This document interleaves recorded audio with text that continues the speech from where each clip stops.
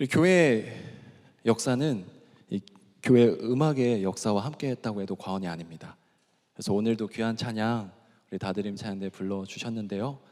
아까 영상에서도 우리 봤듯이 다드림 찬양대에서 단원을 모집하고 있습니다. 특별히 형제 자매 모두 환영을 하는데 우리 자매분들 특별히 기다리고 있습니다. 그래서 많이 지원해 주시고 신청해 주시면 감사하겠습니다.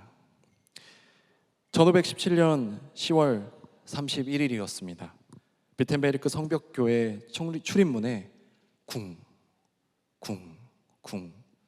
무엇인가를 벽에 매다는 소리가 들립니다. 바로 당시의 카톨릭 사제였던 마틴 루터가 면죄부 판매를 비롯한 교황청의 비리와 잘못에 대해 반발하는 내용의 95개의 그런 조항을 내건 사건이죠. 바로 이 사건의 기점으로 종교개혁의 신호탄이 쏘아 올라졌고, 이 때문에 우리는 바로 이 날을 기념해서 매해 10월 마지막 주일 이 날을 종교개혁 주일로서 벌써 507년째 지키고 있습니다. 여러분들이 그 교회 역사의 산 증인들이고 우리는 종교개혁의 507년째 해를 보내고 있습니다. 종교개혁에 대해서 우리는 일반 세계사 시간에서도 배웁니다. 유럽 역사를 배울 때면 빠지지 않고 등장하는 이 중요한 사건 종교개혁에 대해서 우린 배우고 있고, 그 종교개혁의 시발점이 바로 이 마틴 루터의 95개조 반박문으로 시작되었다는 것은 우리가 너무나 익히 잘 알고 있는 역사 상식 중에 하나입니다. 이 반박문, 우리는 그것의 조항이 몇 개라고요? 95개라는 것은 역사 시간에 배워서 너무 잘 알고 계시죠? 그러나 사랑하는 여러분, 우리는 마틴 루터의 그 반박문이 몇 개의 조항으로 이루어져 있는지보다 아니 사실 그것은 별로 중요하지 않아요. 95개조의 반박문이 정말 중요한 것은 그 반박의 내용이 무엇으로 되어 있었는지를 오히려 우리가 알아야 될 것 같습니다. 여러분, 루터의 95개조 반박문 한번 찾아보시거나 읽어보신 분들이 있을까요? 영어나 한글 버전으로 책으로도 또 인터넷에도 올라와 있어서 사실 우리가 쉽게 찾아볼 수 있습니다. 관심이 있다면 누구나 그 종교개혁의 정신이 무엇인지에 대해서 관심이 있었다면 한 번쯤은 읽어보셨을 수 있을 것 같아요. 그 95개조의 반박문 첫 1항, 그 1조가 어떤 내용을 담고 있는지 혹시 아시는 분 계신가요? 우리의 역사가 시작된 그 시발점이 된 중요한 반박문입니다. 사실은 이것에 대해서 우리가 한 번쯤은 관심을 갖고 알아볼 필요가 있을 것 같아요. 1조 1항 이렇게 되어 있습니다. 루터는 독일 사람이었기 때문에 Da unser Herr und Meister Jesus Christus spricht tut Buße 이렇게 되어 있습니다. Hat gewollt, dass das ganze Leben der Gläubigen Buße sein soll. 번역하면 이제 즉 Herr und Meister, 우리의 주님이시오 선생이신 주님께서 이렇게 말씀하셨다. Repent, 회개하라 말씀하셨는데, 이는 성도들의 전 생애가 그 통틀어서 참회가 되어야 한다. 이렇게 회개에 대한 이야기로 첫 시작을 하고 있습니다. 예수님께서 우리에게 전 생애를 참회하라고 가르치셨습니다. 이렇게 시작을 하고 있습니다. 즉 루터는 우리 개개인의 모든 삶에 대한 진정한 회개가 필요하다고 말하고 있는 것이에요. 근데 이렇게 말하면서 더 중요하게 말하고자 했던 바가 있었던 것 같습니다. 바로 이어지는 2항에 이렇게 덧붙이죠. 루터의 95개조 반박문 제 2항입니다. 이 말씀은, 앞에서 말한 이 예수님의 말씀은 즉 고해성사, 이 사제들이 집행함으로 시행되는 죄의 자복과 사면으로 이해되어서는 안 됩니다 라고 말하고 있는 것이죠. 죄의 회개는 성도가 자신의 죄를 직접 주님께 고백해야 한다는 거예요. 다른 누군가한테 가서 대신 아뢰 주십시오, 대신 아래서 용서를 구하 주십시오라고 하는 것이 아니라 직접 자기 입술로 자기 마음으로 고백해야 된다, 이런 얘기를 하고 있는 것입니다. 사제가 대신해 줄 수 있는 부분이 아니라는 거죠. 또한 루터는 사제들, 특히 교황, 이 과도한 권위와 거기에 집중되어 있었던 그 체제, 그리고 교황은 무오류하다, 틀림이 없다라고 하는 그러한 사항들에서 의문을 제기했습니다. 왜냐하면 주님께서 말씀하신 복음서의 내용을 봐도, 바울 서신서의 많은 내용들을 봐도 16세기 당시 교회의 모습과는 무언가 동떨어져 있어 보였기 때문이에요. 누군가 왕처럼 군림해 있고 그 아래에 줄을 서서 거기서 타락과 성직매매가 성행해 있던 그 시대의 모습, 이것은 주님이 말씀하셨던 교회의 시스템이 아닌데, 체계가 아닌데, 이것은 주님께서 원하셨던 교회의 모습이 아닐 텐데 라는 의문이 있었던 것이죠. 그래서 루터는 6번째 항에서는 다음과 같이 말합니다.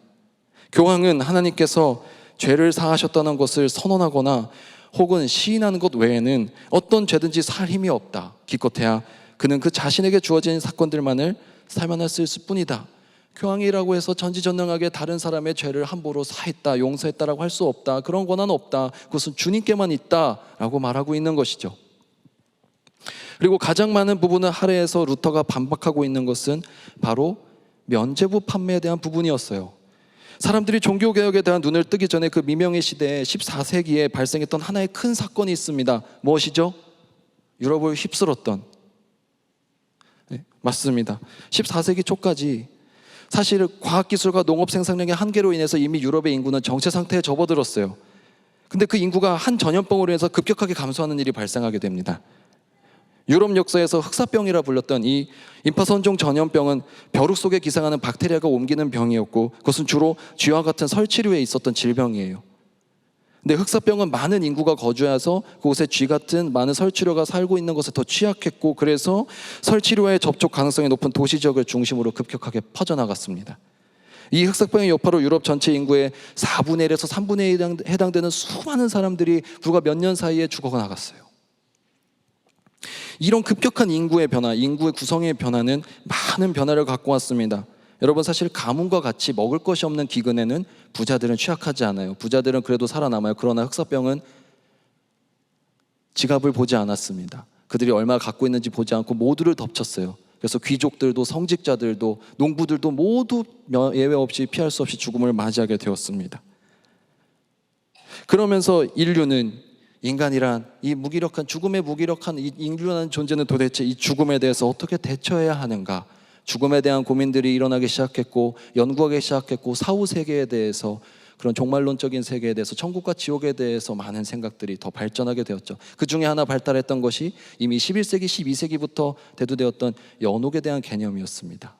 이 연옥에 대한 이론들이, 신학들이 발전하기 시작했어요. 이 연옥은 천주교에 있는, 가톨릭에 있는 개념, 교리인데, 천국으로 가기에는 자격이 부족하지만 지옥으로 갈 정도의 또 큰 죄를 짓지 않은 사람들이 있는 그곳이에요. 이것이 당시 십자군 원전 등의 이제 돈이 많이 사용되는 그 교회의 상황과 맞물리면서 매우 교묘하게 재정 마련을 위한 그런 수단으로 사용됩니다. 그래서 그 연옥에 있는 자들의 죄를 면하게 해주는 이 면죄부, 그것을 판매하기 시작하죠. 면죄부란 회개하는 죄인의 죄를 사면해 주는 것으로 그리스도인이 천국으로 가기 위해 지상에서나 연옥에서 치러야 할 죄의 값을 사면받는, 해주는 그 어떤 권리를 사는 것을 의미합니다. 그런데 이 면죄부나 연옥에 대해서 강조하는 정도가 당시의 유럽의 지역마다 좀 달랐던 것이죠.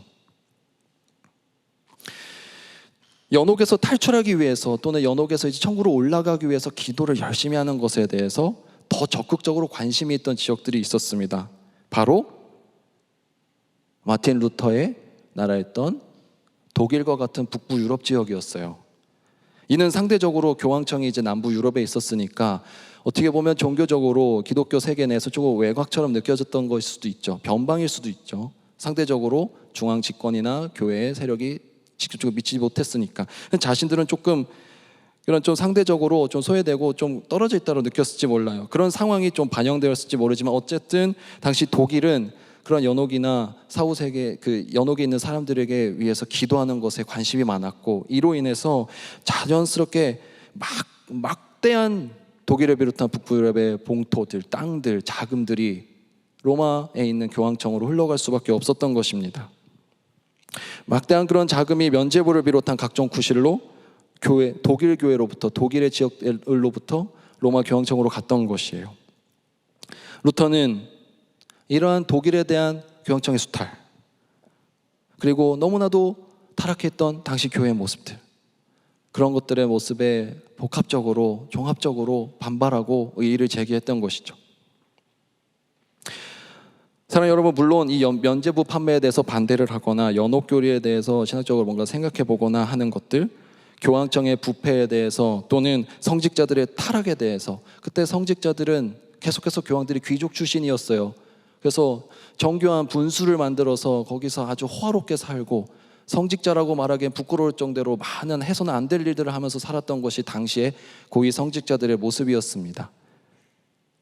이런 것들에 대해서 비판하고 자성하는 목소리가 사실 루터가 최초는 아니었어요. 이미 그것은 시작되고 있는 하나님의 역사 가운데 일부였습니다. 그런데 루터야말로 행동하고 적극적으로 나섰던 것이죠.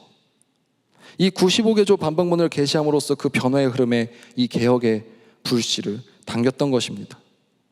어떻게 보면 95개조 반박문 하나하나가 사회 문제에 대해서, 당시 종교의 문제에 대해서 지적하는 반박문, 무슨 법조문들처럼 읽힐지 몰라도 루터에게 있어서는 하나하나가 자신의 신앙 고백이요, 교회를 위한 간절한 기도문이었다고 저는 생각합니다. 그가 믿는 바에 대한 신앙 고백이며 믿음의 결단이자 비진리에 대한 투쟁, 그리고 타협하지 않음, 선으로 악을 이기기 위한 발버둥이었다고 저는 생각을 합니다. 사랑하는 여러분, 저와 여러분이 속해 있는 곳은 개신교 교회입니다. 개혁된 교회이고 우리의 기독교적인 삶의 모습이란 개혁적이어야 합니다. 여러분은 개혁적인 삶의 태도를 살고 계십니까? 교회의 문제에 대해서, 사회의 문제에 대해서, 아니 그보다 먼저 나의 신앙의 태도의 문제에 대해서 늘 다시 돌아보고 거기에 대해서 문제를 제기하고 다시 주님께로 돌이키려고 노력하고 본질을 회복하고자 노력하고 계십니까? 저와 여러분은 생각이 다르고 가치관이 다르고 방향성이 다르고 태도가 다르고 방법들이 다를지언정 우리에게 단 하나의 공통점이 있어야 합니다. 그것은 바로 우리 모두 개혁적인 신앙적 태도로 살아가야 한다는 것입니다. 그것이 개혁된 교회에서 신앙생활을 하고 있는 저와 여러분의 성도의 의무이자 특권입니다. 사랑하는 여러분, 첫 번째로 그렇다면 기독교적인 삶, 이 개혁의 태도의 삶, 첫 번째가 무엇이 있을까요? 그것은 바로 개혁은 일치되는 것에 있습니다. 개혁은 일치되는 것이다. 무엇에 대한 일치일까요? 한번 살펴보겠습니다. 사랑하는 여러분, 루터는 그렇다면 어떻게 그럴 수 있었을까요? 목숨이 걸린 일에 대해서, 다들 문제 삼지 않는 일에 대해서 왜 그러냐고, 원래 이렇게 수천 년, 1000년 넘게 이렇게 해왔다고 하는 그 분위기 속에서 어떻게 당당하게 못과 망치를 들고 나아가서 그 95개제 반박문을 문에 걸어 붙일 수 있었을까요? 원래 집단이 주는 무언의 압박이 있습니다. 여기서 여러분이 다 앉아 있는데 한번 일어나 보세요. 누구 일어나고 싶으신 분 일어나 보세요. 이것이 바로 집단이 주는 무언의 압박입니다. 갑자기 소리 한번 질러보세요. 누구 소리치고 싶으신 분. 할 수가 없어요. 다수 앞에서 개인은 너무나도 무력합니다. 특히 폭력과 억압에 대해서 너무나도 무력해요. 당시 교회가 가하고 있었던 그 폭력, 그 잘못된 것들, 그 많은 부조리들 앞에서 누군가 하나 입 뻥끗할 수 없었을 거예요. 그냥 당하고만 살았겠죠. 그냥 문제는 있어, 여기 너무 잘못돼 있어 라는 생각은 누구나 합니다. 그러나 나설 수 있었던 것에 차이가 있는 것이죠. 그러니 잠자는 그리스도인들이여 일어나셔야 합니다. 개혁적인 삶으로 살아내셔야 합니다. 오늘 바울은 말씀을 통해서 우리에게 이렇게 강력하게 권면하고 있습니다. 12장 2절의 말씀입니다.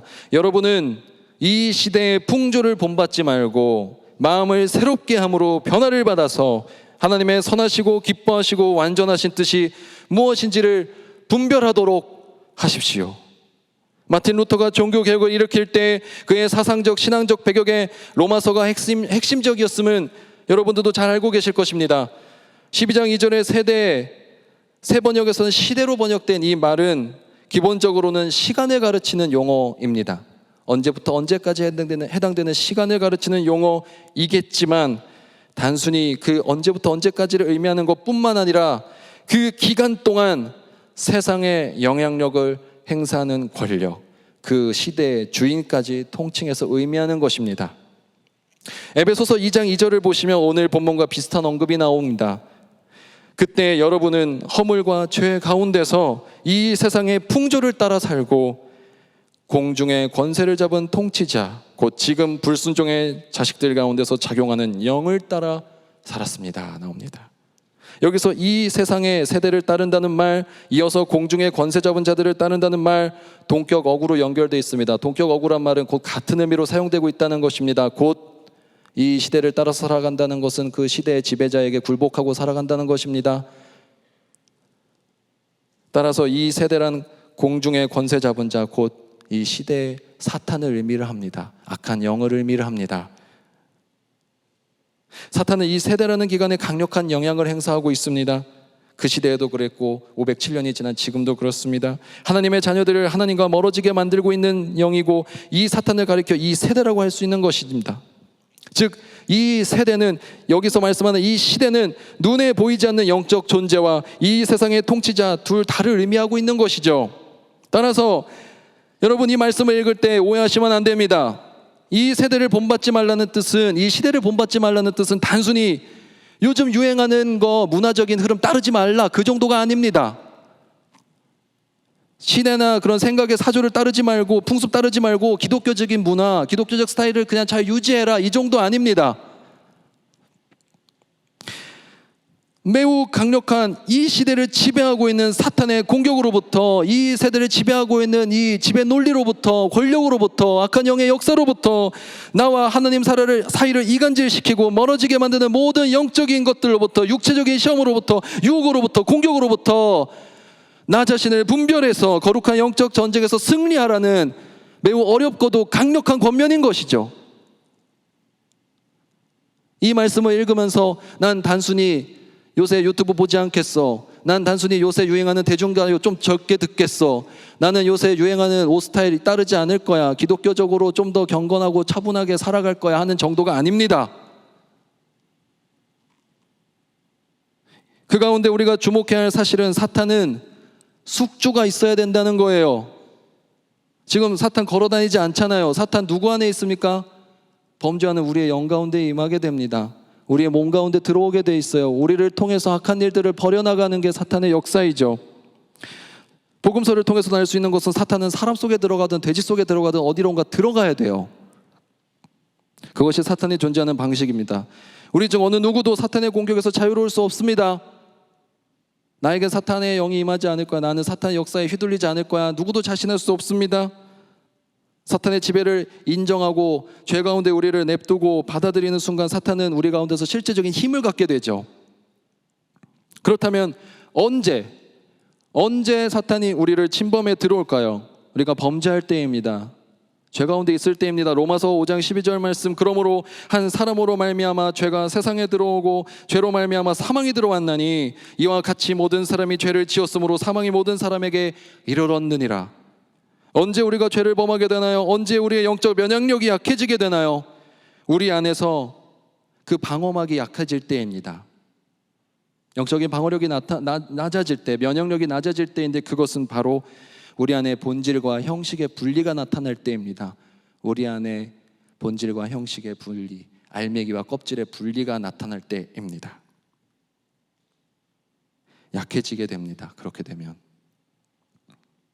여러분, 신앙생활을 하시다 보면 본질과 형식에 대한 고민이 늘 있으실 줄로 압니다. 본질과 형식, 무엇이 우선인가요? 무엇이 중요한가요? 우리는 너무나도 쉽게 본질이 중요하다고 말합니다. 본질이 우선되어야 한다고 말합니다. 과연 그럴까요? 형식 완전히 없어도 되나요? 형식이 무시되어도 되나요? 제가 이 자리에서 누워서 설교해도 되나요? 여러분이 이 자리에서 술 마시고 담배 피면서 설교 들어도 되나요? 마음만 있으면. 여러분, 본질과 형식에 대해서 이분법적으로 생각하는 것은 조금 위험할 수 있습니다. 본질만이 우선시되어야 한다는 것도 조금 편향될 수 있습니다. 그리고 그러한 이분법적인 생각에서 본질과 형식이 분리되어서 너무나도 떨어지는 순간, 우리의 면역력과 방어력이 약해지게 되고 죄가 침투에 들어오게 됩니다. 본질이 중요한 것은 알겠는데 늘 본질에 집중하지 못하고 형식에 신경 쓰는 나 자신의 모습을 발견할 때, 또는 본질에 신경 쓰다 보니 형식이 엉망이 되어버릴 때, 우리는 그래도 형식이 조금 더 중요한 것이 아닐까, 형식도 챙겨야 하는 것이 아닐까라는 딜레마에 빠지기도 합니다. 여러분, 찬양팀으로 섬기는 경우를 한번 예를 들어 보겠습니다. 여러분에게 본질은 무엇인가요? 다드림 찬양대에게도 한번 질문 드리고 싶습니다. 찬양대의 본질은 무엇인가요? 제가 알기로는 하나님께 영과 진리로 예배하는 진정한 예배자로서 온전히 주님께 경배하는 것, 이것이 아마 본질일 것입니다. 동의하시나요? 동의하시나요? 그렇다면 형식은 무엇입니까? 여러분에게 형식은 무엇입니까? 여러분에게 형식은 무엇입니까? 여러분에게 형식은 무엇입니까? 연주의 실력이나 가창력, 음의 정확성, 명확한 가사 전달, 콘티의 매끄러운 구성, 찬양팀의 좋은 퍼포먼스나 보여지는 것들이 형식에 포함될 것입니다. 그것 또한 중요합니다. 처음에 시작했던 일치가 되게 해야 한다는 것은 바로 여기서 나타나는 일치입니다. 여러분 기억할 것은 주님께서 비판하신 것은 당시의 종교인들의 외식적 태도이지 본질과 형식의 분리 현상에 대해서였지 그들이 하고 있는 행위 자체, 형식 자체에 대해서 비판한 것이 아님을 기억하십시오. 예수님은 금식 자체를 나쁘다 하지 않으셨습니다. 예수님은 기도 자체를 나쁘다 하지 않으셨습니다. 보여주려고, 티내려고, 이러면 복 받겠지 하는 기도에 대해서, 하는 금식에 대해서 비판하셨습니다. 여러분 여기서 기억해야 될 것은 본질과 형식이 일치되고 있는가에 집중하십시오. 여러분의 본질이 하나님께 예배하는 것으로부터 시작했다면 여러분의 형식도 하나님께 예배하고 있는 것으로 나타나야 됩니다.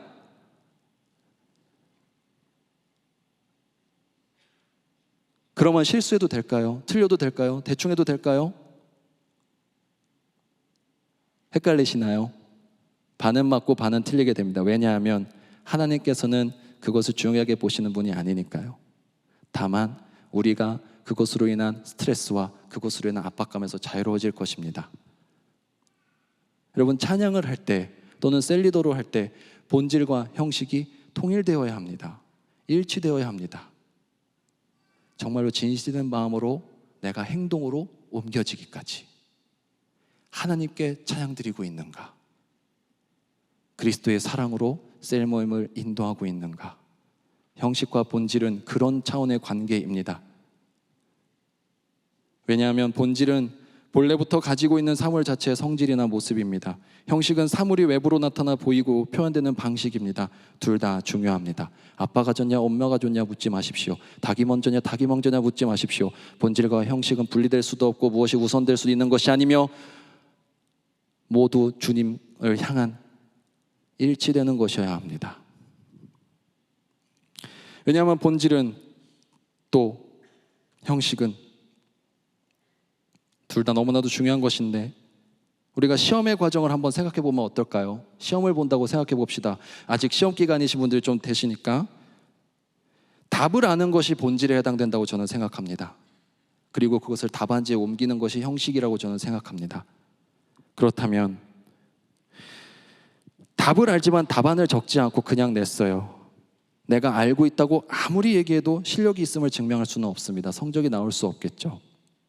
반면 자신은 정작 아무것도 알지 못하는데 그냥 베꼈었어요. 주는 대로, 불러준 대로 심지어 또는 다른 사람의 답을 베꼈었다면 그것은 어떨까요? 저는 형식과 본질의 문제가 바로 시험을 보는 과정과도 같다고 생각합니다. 답을 알기만 하고 적지 않는 것, 답을 모르는데 그냥 적는 것 둘 다 틀렸습니다. 무엇이 더 중요한 것도 아니요, 답을 아는 것을 올바르게 옮겨 적는 것만이 올바른 태도일 것입니다. 그리고 이렇게 일치하도록 노력하는 것이 바로 개혁입니다. 무엇인가 새롭게 만들어내거나 변화시키는 것이 아니라 나의 떨어져 있었던 나의 겉과 속이 분리되어 있었던 것을 다시 하나로 합치고 내 본질과 떨어져 있던 껍데기를 다시 가져와서 내 본질과 형식이 일치되도록 주님을 향할 수 있도록 만들어내는 어렵고도 놀라운 과정이 바로 개혁의 첫 단계일 줄로 믿습니다. 형식과 본질은 연결되어야 합니다. 종교개혁의 정신은 바로 우리 신앙의 본질과 그것이 행동으로 표현되고 있는 형식을 일치하고 있었는가에 집중하는 데서 시작되었습니다. 성경은 이렇게 말하고 있는데 왜 교회는 이러한 모습으로 나타나고 있는가? 성직자들은 이렇게 가르쳤는데 왜 이렇게 행동하고 있는가? 교인들은 이렇게 믿고 살아가고 있는데 왜 삶 같아서 이렇게 살아가고 있는가? 본질과 형식이 분리되고 있지 않은가? 본질과 형식이 불일치하고 있지 않은가에 대한 문제였습니다. 그러니 여러분, 개혁에 대한 첫 번째 권면입니다. 우리 공동체의 신앙이, 그리고 나 개인의 신앙이 본질과 형식의 일치를 위하여 최선을 다하고 있는가, 그것을 돌아보는 것이 필요할 것 같습니다. 두 번째로, 우리 삶에 필요한 개혁의 정신은 머무르지 않는 것입니다. 머무르지 않는 것. 루터는 현실에 안주하지 않았습니다. 그는 당시 시대의 문제에 누구보다도 관심을 갖고, 그리고 단순히 걱정하는 것에서 나아가 자신의 신앙을 직접 행동으로 옮겼어요. 사랑하는 여러분, 이것이 우리 신앙생활에서 가장 중요한 태도 가운데 하나일 것입니다. 종교개혁과 관련하여서 중요한 문장 하나가 있습니다. 바로 개혁된 교회는 개혁되어야 한다는 것입니다. 끊임없이 개혁되어야 한다는 것입니다. 교회는 예수 그리스도의 몸된 공동체이자 한 사람 한 사람이 주님의 거하실 거룩한 성전입니다. 그러면 바꿔서 여러분 모두 끊임없이 개혁되어야 하는 하나님의 성전인 것입니다. 개혁을 멈추지 마십시오. 머물러 있지 마십시오. 끊임없이 여러분의 신앙 성장과 변화를 위해서 도전하십시오. 기도하십시오. 훈련하십시오. 질문하십시오. 개혁된 교회는 개혁되어야 합니다. 우리 동안교회 또한 마찬가지입니다. 우리 교회도 끊임없이 계속해서 나아가야 합니다. 머물러서는 안 됩니다. 이렇게 해왔었어, 이게 괜찮아, 아니요, 물어봐야 됩니다. 질문해야 됩니다. 어제 했던 것이라도, 1시간 전에 했던 것이라도, 1분 전에 했던 것이라도 그것이 옳지 않다면 바꿔야 하고, 틀렸다면 고쳐야 하며, 나의 신앙이 도태되어 있고 정체되어 있다면 이제 다시 다른 방법을 찾아내어야 하는 것입니다.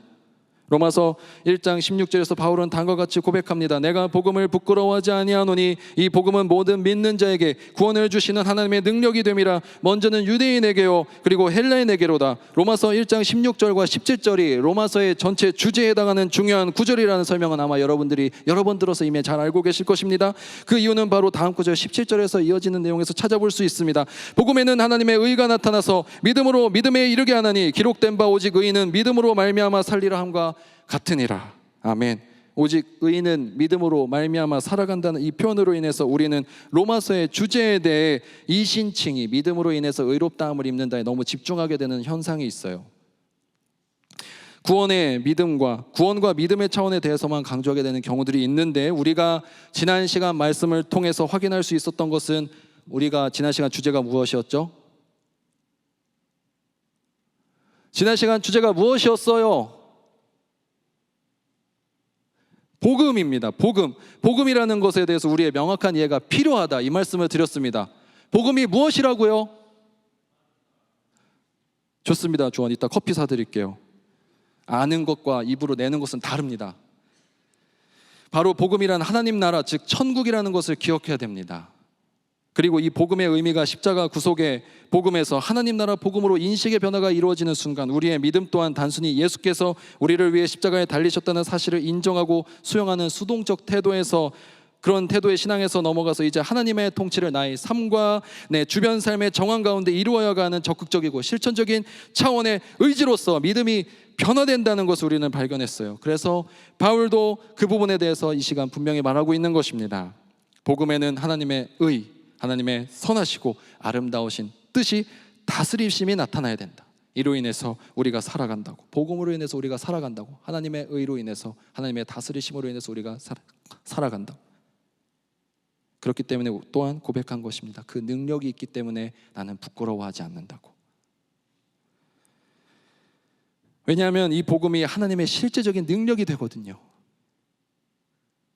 우리 삶에 거대하고 직접적인 영향을 미치는 정말 실제적인 능력, 살아있는 능력이 되기 때문입니다. 사랑하는 여러분, 오늘 본문 1장 16절을 다시 한번 잘 보십시오. 부끄러운 것과 능력이 대비돼서 등장하고 있습니다. 그리고 믿음으로 말미암아 살아간다고 얘기하고 있는데, 이 살아간다는 차원은 죽음의 지배를 벗어나서 이제 하나님의 백성이 되었다라는 차원을 의미합니다.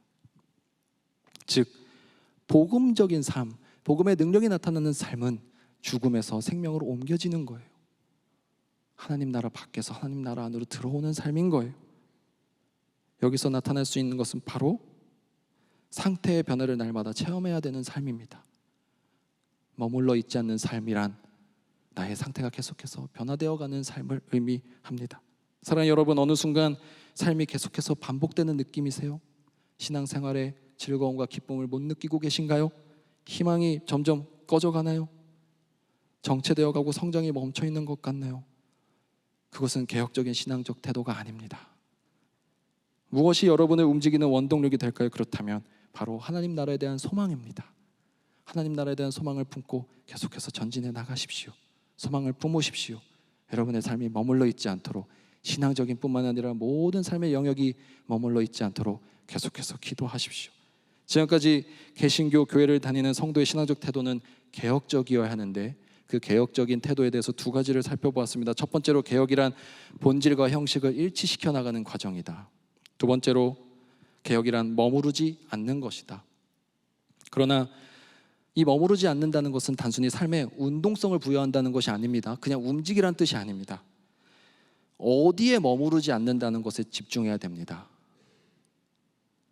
이 세상 가운데, 죄 가운데, 죽음 가운데 머무르지 않는 것, 그것이 바로 개혁적인 삶의 태도입니다. 하나님 나라 소망을 품고 나아가는 삶의 태도인 것이죠.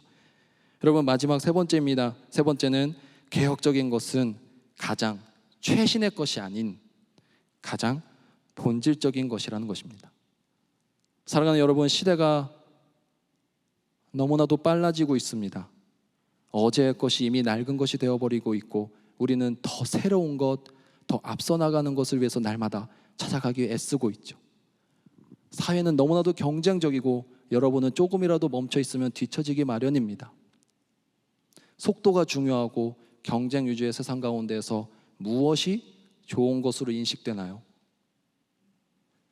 새로운 것이 좋은 것으로 인식됩니다. 신기술, 새로운 개념, 듣지 못했던 신선한 것들, 나의 감각을 깨우고 이전에 경험하지 못했던 자극적인 것들, 새로운 것들. 시대는 그렇게 말합니다. 새로운 것, 최신의 것, 뭔가 변해서 이전에는 없어 보이는 것들이 좋은 것이라고, 그것이 필요한 것이라고.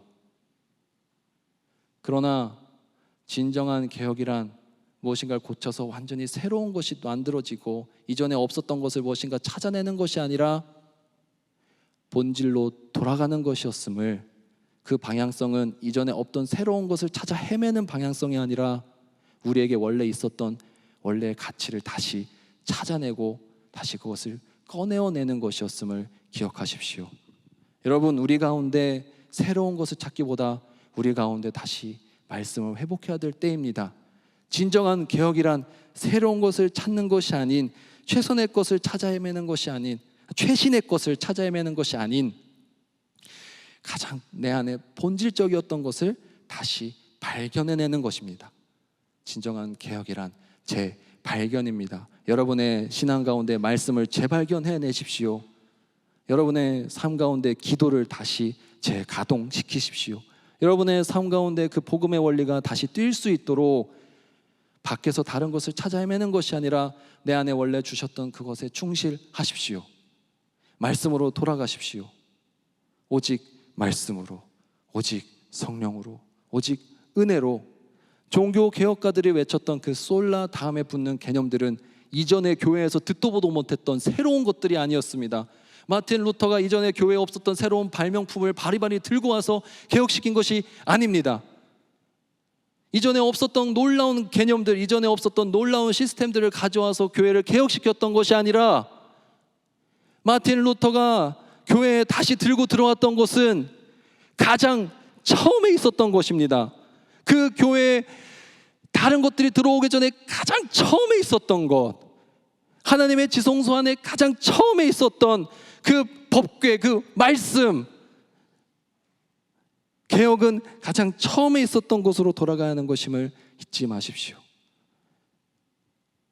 우리는 개혁된 교회가 되어야 합니다. 여러분 한 분 한 분이 날마다 개혁되는 삶을 살아가야 합니다. 그러기 위해서는 여러분의 신앙적 본질을 다시 회복하십시오. 말씀을 읽고 기도를 회복하고 주님과의 묵상 시간을 많이 가짐으로써 우리의 놀라운 개혁이 일어날 줄로 믿습니다. 오늘 제목이 리노베이션입니다. 저보다 건축을 전공하시거나 잘하는 지체들이 많기 때문에 간단히 설명드리겠습니다. 건축에는 몇 가지 종류들이 있는데 완전히 재건축이 있어요. 그것은 리컨스트럭션, 완전히 무엇인가 다 쓸어 엎어버리고 부셔버리고 다시 짓는 거죠. 원래 기존에 있던 것의 특성을 남기거나 재활용하지 않습니다. 반면에 리모델링은요, 안에 있는 거 조금 고쳐서 다시 사용하는 정도입니다. 개혁적인 삶이란 무엇일까요? 리노베이션입니다. 이것은 재건축과 리모델링의 사이에 있는 개념입니다. 중요한 구조틀, 중요한 본질들은 남겨둔 채 다시 한번 우리 시대에 맞게, 나의 상황에 맞게 바꿔 나가는 것을 의미합니다. 여러분, 이 세 가지를 기억하십시오. 그리고 여러분의 삶 가운데 리노베이션을 일으켜 내십시오. 형식과 본질을 일치시키셔야 합니다. 그것은 무엇이 우선되어서도 되는 것이 아니라 일치되어야 합니다. 통일성을 가져야 한다는 것을 잊지 마십시오. 두 번째는 여러분이 머물러 있으셔서는 안 됩니다. 계속해서 여러분 안에 변화를 이끌어내실 수 있도록 날마다 신앙생활에 최선을 다하십시오. 세 번째로는 본질에 충실하십시오. 기본기에 충실하셔야 됩니다. 사랑하는 여러분, 이제 말씀을 맺겠습니다. 작년에는 506번째 종교개혁 주일이었고 올해는 507번째 종교개혁 주일이고 내년에 508번째 종교개혁 주일이 찾아오겠죠. 근데 죄송한 말씀입니다만 여러분의 표정이 늘 개혁적이지가 못해요. 우리가 한 걸음 한 걸음 나아가는 데서부터 변화가 시작된다고 저는 생각합니다. 여러분, 지난주에 오셨다가 이번 주에 오셨는데 그대로이다. 우리 개혁교회 신앙인들답지 못한 거예요. 조금이라도 자라나셔야 되고 조금이라도 변화가 일어나야 됩니다. 그런데 그 개혁이 무엇으로부터 시작된다고요? 또 다른 새로운 것으로부터 막 이전에 없던 것이 아니라 여러분의 본질, 여러분의 내면에 있는 것과 여러분의 드러나는 행동을 일치시키도록 노력하십시오. 여러분이 셀 모임을 진정으로 하나님이 기뻐하시는 셀 모임으로 만들고 싶다, 그 본질이 있다면 행동 자체도 거기에 맞춰지면 됩니다. 좀 재미없어도 실수해도 버벅거려도 그게 중요한 게 아닙니다. 여러분이 셀 모임이 매주 지난주에도 똑같이 안부 묻고 그냥 뚝 하고 끝났어. 근데 이번 주에도 또 안부 묻고 삼 나누고 뚝 하고 뚝 끝났어. 매주 반복되기만 있고 지체들의 뭔가 변화나 성장이 없는 것 같다 하면 무엇인가라도 자꾸 자극을 주고 변화를 시키기 위해서 서로 애써 주셔야 합니다. 세 번째로, 매너리즘에 빠질 때가 있어요. 또는 초조해질 때가 있고 신앙이 지겨워질 때가 있습니다. 그럴 때일수록 새로운 것 찾지 마시고 이 성경책을 집어 드십시오. 가장 개혁적인 것은 가장 본질적인 것입니다. 그것을 기억하시고 삶 가운데 진정으로 개혁 정신을 회복해 나가시는 이 종교개혁주의를 맞이해서 이 자리에 나와 앉아 계시는 신앙인들답게 날마다 삶 가운데 개혁을 이루어내시는 여러분들 되시기를 진심으로 사랑하고 또 소망하고 축복합니다.